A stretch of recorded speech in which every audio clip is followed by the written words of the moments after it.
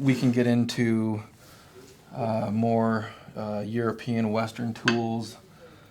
These are something that a lot of carvers use nowadays. They're Swiss-made gouges. There's a lot of different companies that make gouges and wood carving tools. Swiss-made is a good brand.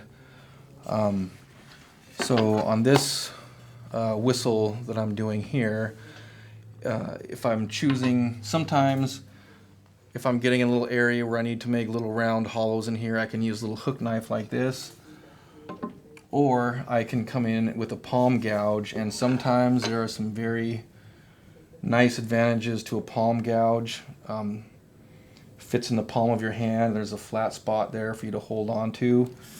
And you have to be very careful not to push with your arm. If you push with your arm, you could poke it through your hand, which you don't want to do. So once again, I tell people to lock their elbow in. And then this is just going to allow me to get in these little tight areas, and I can create nice little sculpting hollows, and it allows me a lot of control.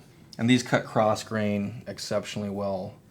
When you're sharpening gouges and things like that, there are a lot of good power sharpening tools out there. There's so many, I'm not going to go into them all right now, but there's power sharpening tools that you can lay your gouge on. There's jigs to hold them at the right angle that you want. If you don't have access to something like that, then the same principle applies, where I'm going to drag this along and try to hold it at the very same angle that the blade is.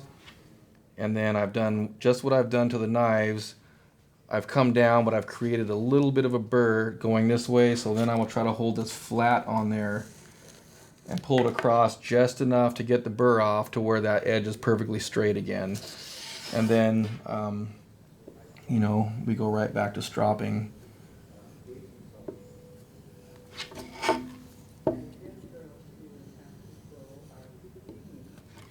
And then you start to see a really nice mirror polish edge show up there.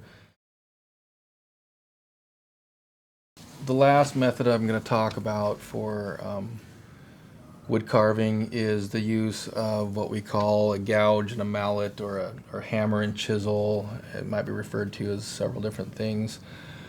These come in numerous shapes and sizes as well. They come flat, and they get big and small. But you may be carving wood that is really hard. That makes using carving knives very difficult. Or you may find that your hands are getting tired, or whatever reason. These are going to be something that works for you. The principles of following the grain still apply. So if I want to be removing wood and I want to be doing it with this method, I'm gonna use my mallet, and you don't want to get this at a real steep angle either.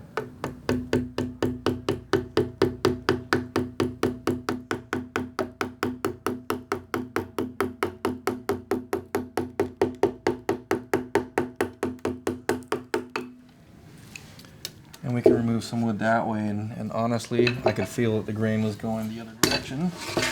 So I'm going to go ahead and switch around.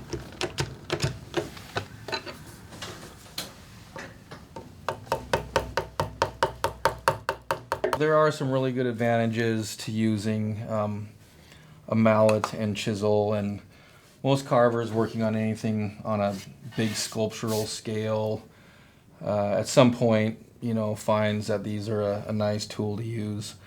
And like I said, they come in all different sizes and shapes, so this is a nice tool to consider.